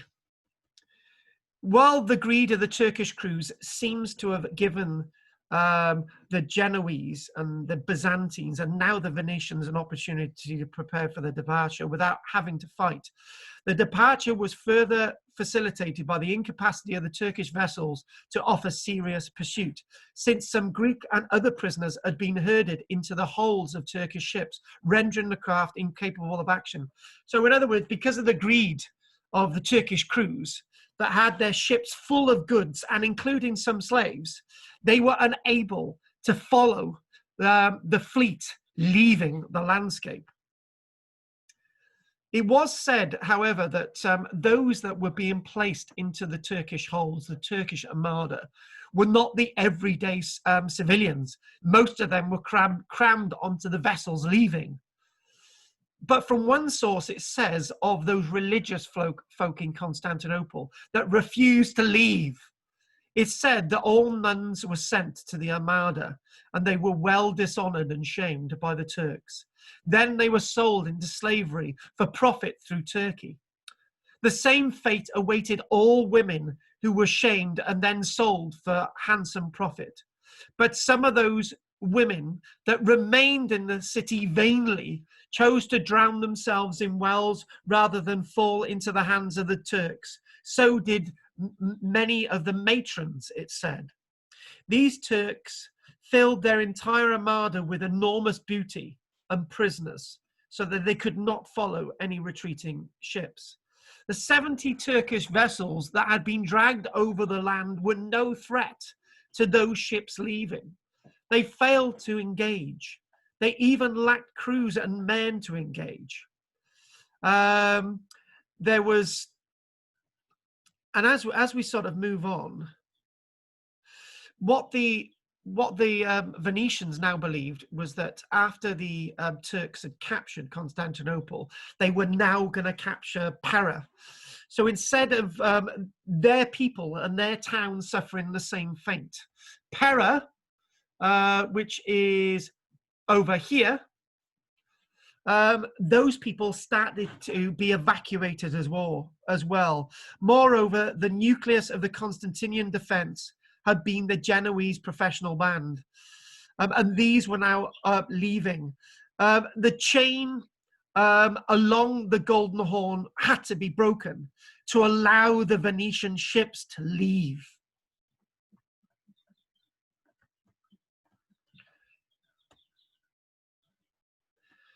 The troubles of the Venetians had not lessened, even though they were able to leave. They were getting very, very angry. It soon should be noted that after lots of the Genoese had left, the Venetians hung around as well. This is a very strange thing. The Venetians, because they were still allied with Mehmed, they still hung around. Their fleet, after the chain had been broken, was in the harbour. They didn't flee for 6 whole hours until they really understood their predicament. So then they eventually left. So that would mean the Pera could easily fall into the hands of Mehmed without much fighting. Nevertheless, scores of unexpected refugees that reached the ships that had been taken aboard were unable to leave because they didn't have crews of sailors. Now, with all these things, this is rather different than I actually thought. This is rather different from lots of the things that I'd actually thought in regards to the Exodus. At noon, the Venetian flotilla finally set sail and departed the area. And it's said, however, that this wasn't the end of all the fighting. One of my sources in front of me, if I can actually get to it now, tells of, right, here we are, tells of down in this sector, one of the walls had a crew of Cretan sailors in it who were actually holding out, trying to defend the last bits of the city against Mehmed. And it's said that they held out for 7 whole hours, and there was no breaking the siege of this tower. There was no getting the Cretans down. The Cretans were there for the long term. And it's said that Mehmed heard about this.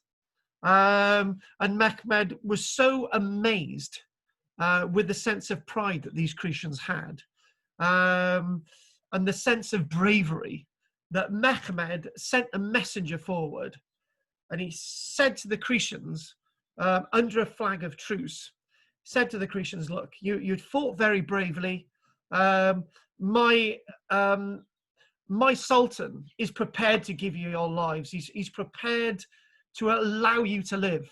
And he's gonna let you go on board your ship, and he's gonna allow you to leave. And naturally, the Cretans didn't believe this, because they could actually see other fighting was going on. The Imperial Guard of Constantine would have still been fighting. Lots of people would still been fighting in the city to allow as many civilians to leave as possible, the thousands of civilians to leave as possible.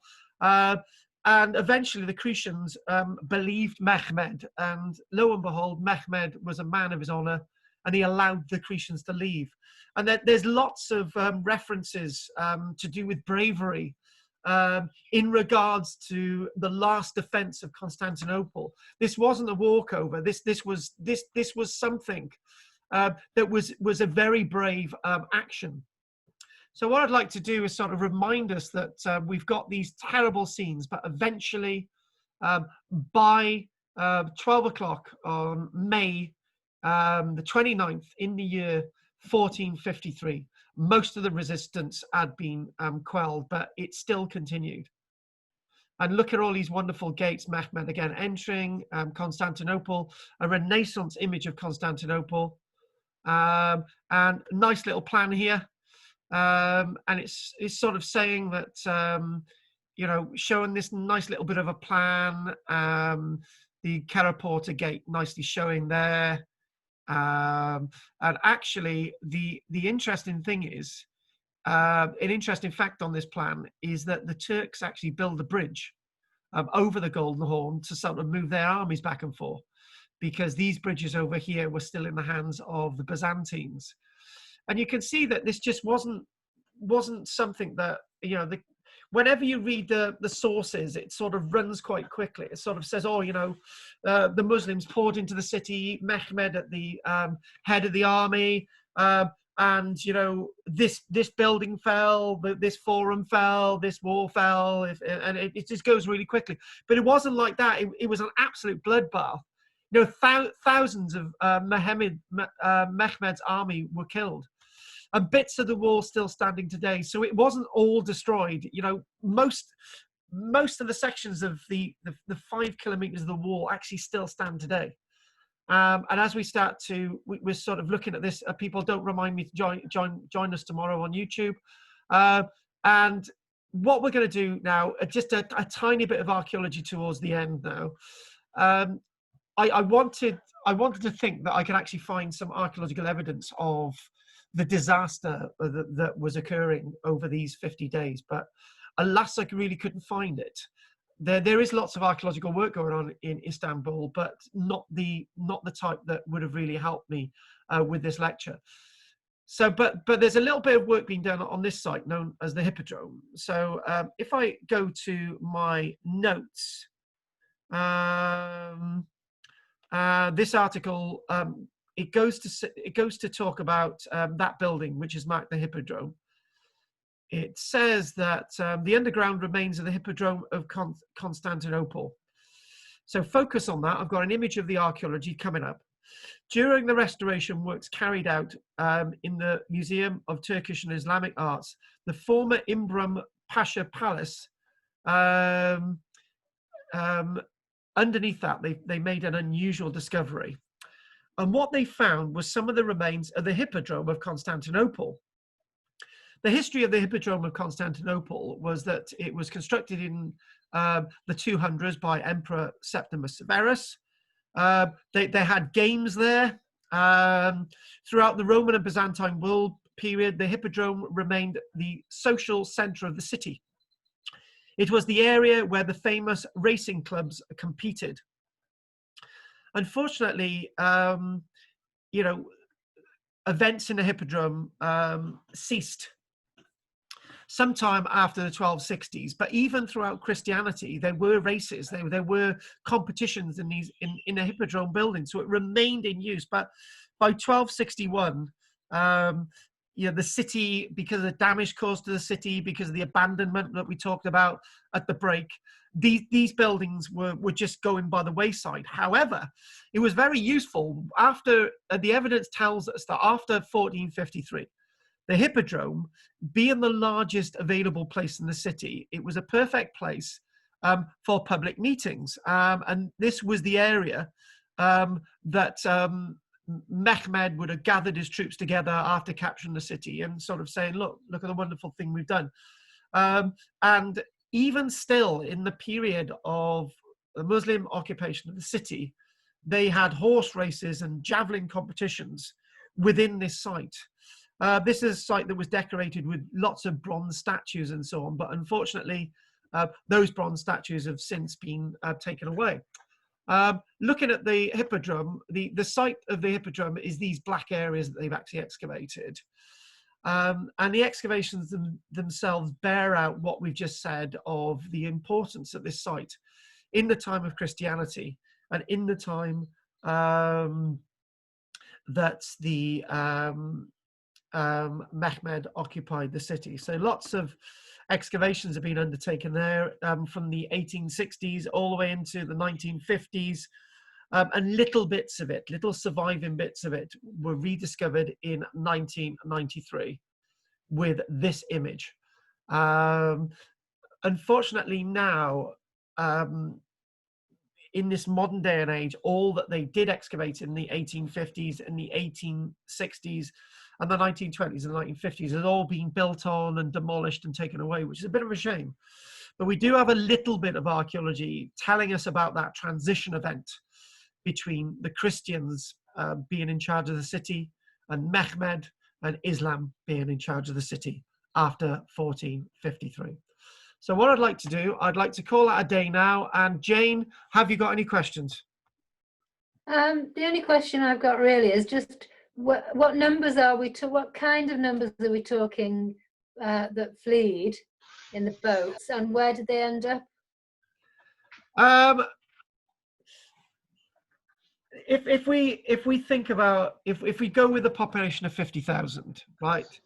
So we can probably talk about probably a fifth of the population is dead due to the fighting and various atrocities and so on. And it might be, some guesstimates say that 30,000 people were enslaved, but that leaves 10,000 people that escaped. I don't think we have the evidence for 30,000 people being enslaved, and I think the figure's probably going to be more, about 20-odd thousand escaped and about 20-odd thousand were enslaved, something like that. But the hope is that when I look at the sadness of what the descriptions have, that the women were stripped naked and forced to go into open places, and the men were stripped naked and went into open places. Both the men and the women were defiled, and the process of the slavers to make sure that these people had no jewels on them, had no wealth, had no sense of identification, was to examine their bodies in all their orifices for jewels. So therefore, when they went into slavery, they had nothing of any worth. And therefore, if they did escape, they couldn't sort of use that money to go somewhere. So the process of being placed, being enslaved by those at that time was quite degrading. But then again, do we believe that, or is it the historians telling us that to sort of make the Islamic hordes in Constantinople and what they did completely unacceptable, or is it or is it actual fact? We don't really know. And I would like to know more, actually. I would like to know more about the Exodus. That's what I'm really interested in, more than anything, because it's humanity, isn't it? It's not just about the fighting; it's how people are being treated. There is two ways of looking at this as well. I read that that the royal family were treated with respect, and that they were allowed to become subjects of Mehmed, and they actually reigned in their own right. And I'm then I'm told that the Empress of Constantine the 11th, like everybody else, so we don't really know what to believe. So anything else? Somebody else arranged it, was it? Oh, that's it. Okay, so whoever put their mics on before I asked them, it sort of really did interrupt. Anything else you'd like to say, Jane? No, thank you. Okay. Everyone I want everybody to ask a question. So, Sue, is there anything you'd like to say? Can't hear you, Sue. You have to put your mic on. Anything you'd like to say, Eleanor? No. Okay. Oh, I just unmuted myself. No, I just unmuted myself. Sorry. No, it's interesting. Yeah. Thank you very much for joining us, Eleanor. Anything you'd like to say, Goff? Yeah. No, very good, very interesting. Thank you very much. My pleasure. And Pam? No. Sue? Very vivid. Won't stay there to be unmuted. Hang on a minute. Whoever's talking now, can you let Sue talk? Carry on. Very vivid. And I believe every sort of report of, those severe deprivations, because that's human nature. We haven't changed that much. No. No. Yeah, good point. Keith. I'm just making the comment really that the fall of Constantinople was really just a stepping stone for the Ottoman Empire. And it carried on advancing for another 200 years after this, until finally defeated outside Vienna. Yes, exactly. The gates of Vienna, exactly. And then you bring in Vlad the Impaler, and that's something else. So, right, have we got anything from Jim, Karen, and Kathy? I don't think we're unmuted. Are No. we? No. Oh, you're not. My God, Kathy's been quiet. Right, so if there's nothing else anyone would like to say, hopefully I'll see you all next week. I might see some of you on YouTube tomorrow. The usual on Saturday, we got ghost stories and myths and so on from Barry. I'd like to say goodbye. See you next week, Goff, Pam, Eleanor, Kay, Jim, Karen, Kathy. Yes, but who had arranged it? Bye-bye, everybody. Cheerio, Daddy. Bye-bye, Daddy. Bye-bye, Bye, Daddy. Bye then. Bye everyone. Yeah, he gets me with that. He just does get me. It's just like... Right, okay then. Hi. No, all I said was Yes, I just wanted to say I've been in my reading. grandfather's I've read. photos. Hang on a minute. I'm gonna mute those. Okay. So you go. I was just saying I've been reading The Silk Road by Peter Frankel, and of course it does cover the sort of Ottoman Empire in it, but in regard to sort of trading more than the battles, you know. Yeah. So Quite interesting.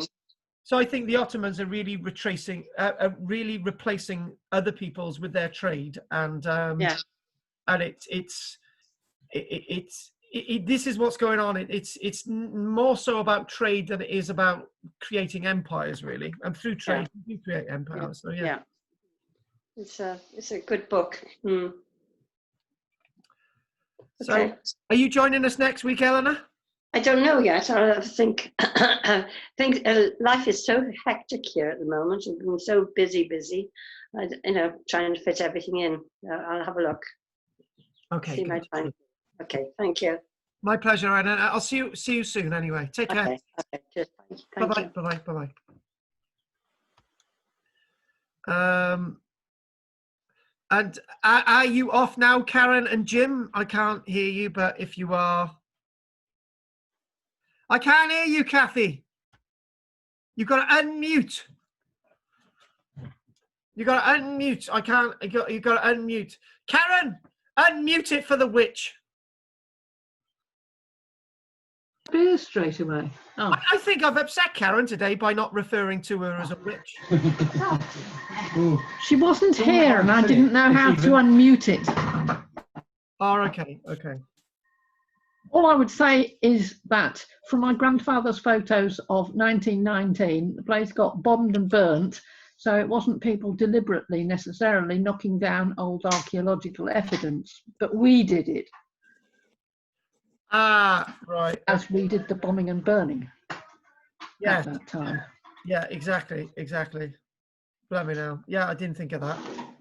So on that note, I'm going to say goodbye. I'm going to see you next week, Kathy. Okay.